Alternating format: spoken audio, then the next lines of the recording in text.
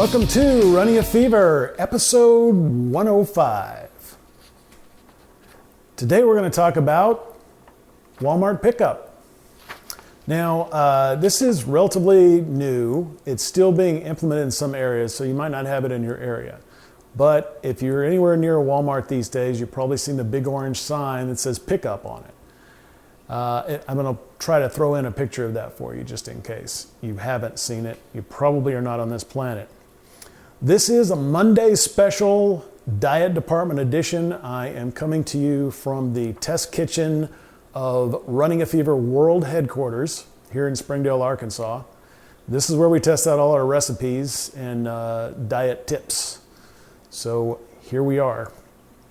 Walmart pickup is basically this. You can order groceries from grocery.walmart.com on your computer, or you can go on a mobile device and order what you want there. You basically log in, you select a time, you say, okay, I want it Saturday at 10 a.m. And once you get that, you pick out available times and you select your groceries. You check out, and generally you already have a payment method, so you're going to pay from a credit card. And then you go and basically you go to a Walmart grocery or neighborhood market in your area. And you park in a designated spot, they bring it out to you, and you drive home. That's pretty much it. This was recommended to me, and I've tried it recently, and I actually tried it several times. I was kind of getting into the groove because it does save quite a bit of time. This is good for Walmart, who has kind of struggled to get into the 21st century here. Their big competitor is Amazon. The difference being Amazon, basically now, you can get anything on there, from high-end quality goods to the cheap stuff. Walmart, you generally only get the cheap stuff, although if you go online, you can find some really expensive stuff. I found a $3,000 chair on the Walmart site. So it is there, but they're trying to compete, and this, I think, gives them a pretty good advantage. They now have online grocery shopping, and they are making it very convenient for people and reducing their cost.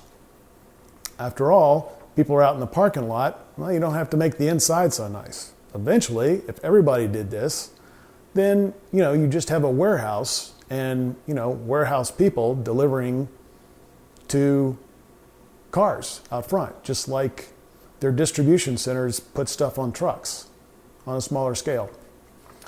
That reduces their cost, and already if you go into a Walmart, you'll probably see more self-checkouts than manned checkouts.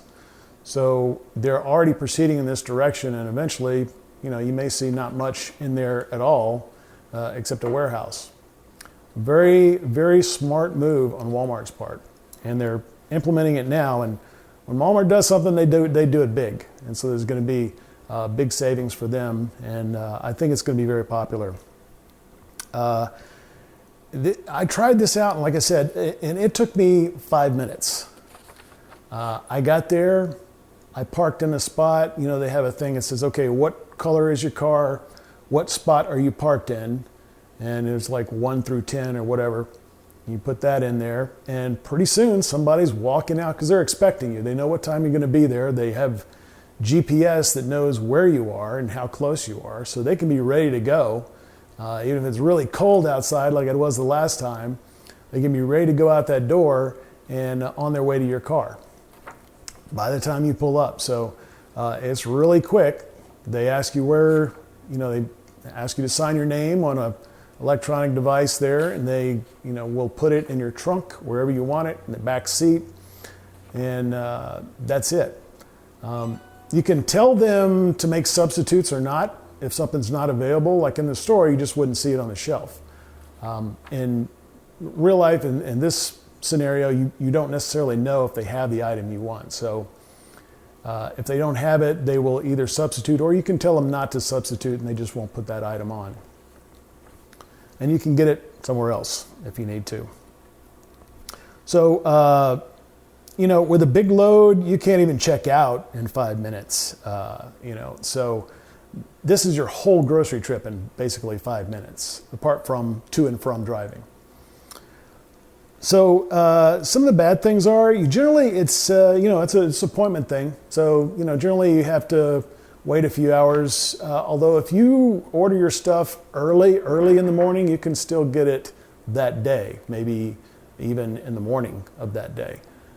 So you generally want to order ahead of time. So if it's last minute stuff, you're not going to be able to use this.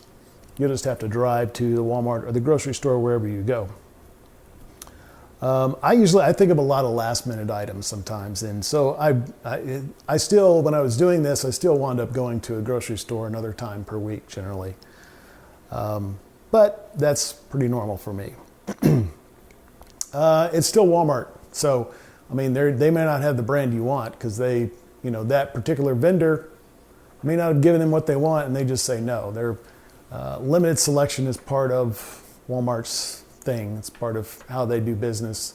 It allows them to have extremely low costs. There are pop-up ads in the app, just like you'd have in any app or on any website. And so you may want to buy these impulse items that come up. So be aware of that. It may be a temptation to buy more stuff.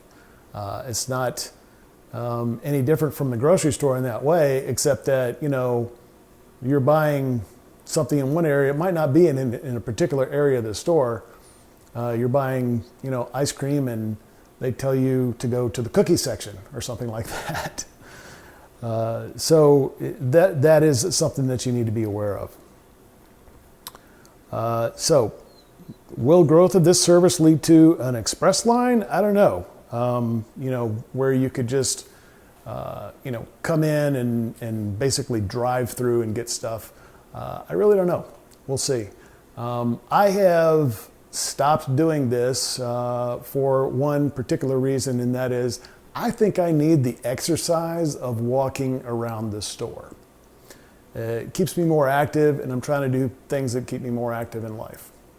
But this may be for you. That saves you time, may give you some more time to do exercise. So that's my take on Walmart pickup. And I hope you enjoyed the show. Remember to keep the fever if you got it. If you don't have it, get it. And I will talk to you next time.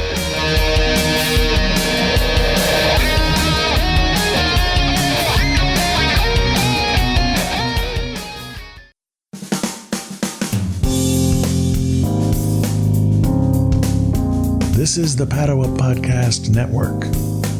PaduaMedia.com.